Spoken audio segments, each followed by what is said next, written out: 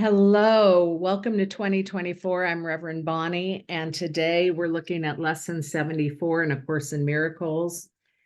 And the statement is, there is no will but God's. The idea for today can be regarded as the central thought towards which all exercises in this book are directed. God's is the only will. When you've recognized this, you've recognized that your will is God's will. The belief that conflict is possible has gone. Peace has replaced the strange idea that you are torn by conflicting goals. As an expression of the will of God, you have no goal but God's goal. There is great peace in today's idea, and the exercises for today are directed toward finding it. The idea itself is wholly true, therefore it cannot give rise to illusions. Without illusions, conflict is impossible. Let us try to recognize this today and experience the peace this recognition brings. Begin the longer practice periods by repeating these thoughts several times slowly and with firm determination to understand what they mean and to hold them in mind. There's no will but God's. I cannot be in conflict. There's no will but God's. I cannot be in conflict. Then spend several minutes in adding some related thoughts, such as, I am at peace. Nothing can disturb me. My will is God's. My will and God's are one. God wills peace for his daughter. During this introductory phase, be sure to deal quickly with any conflict thoughts that might arise in your mind. Tell yourself immediately.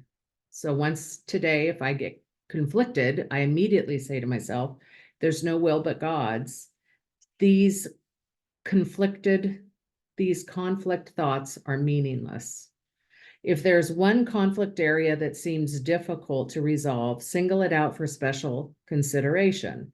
Think about it briefly, but very specifically. Identify the particular person or persons and the situation or situations involved, and tell yourself, there is no will but God's. I share it with him.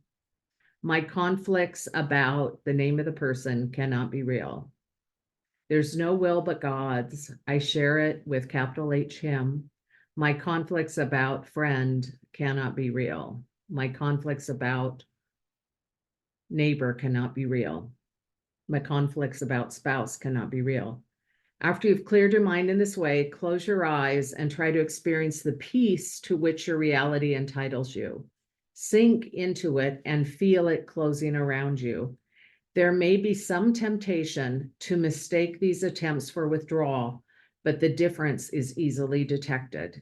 If you are succeeding, you will feel a deep sense of joy and an increased alertness rather than a feeling of drowsiness and enervation.